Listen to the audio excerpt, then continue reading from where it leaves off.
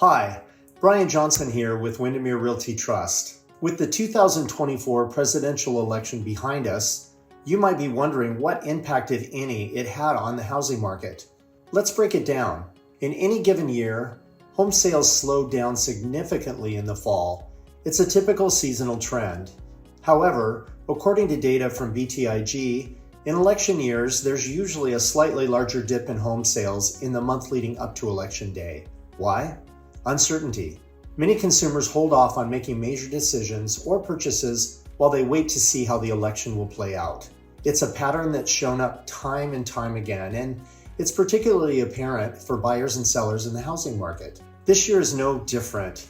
A recent survey from Redfin found that 23% of potential first-time home buyers said they're waiting until after the election to buy.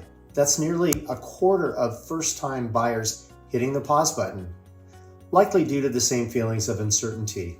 The good news is these delayed sales aren't lost forever. They're just postponed. History shows sales tend to rebound after the election is over. In fact, home sales have actually increased 82% of the time in the year after the election.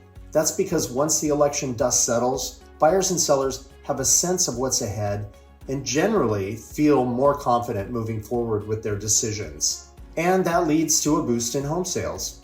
What should we expect in 2025? If history is any indicator, that means more homes will sell next year. And based on the latest forecast, that's exactly what you should expect. As the graph shows, the housing market is on pace to sell a total of 4.6 million homes this year, and projections are for 5.2 million total sales next year. And that aligns with the typical pattern of post-election rebounds. So, while it might feel like the market is slowing down right now, it's more of a temporary dip rather than a long-term trend. And has been the case before, once the election uncertainty passes, buyers and sellers will return to the market.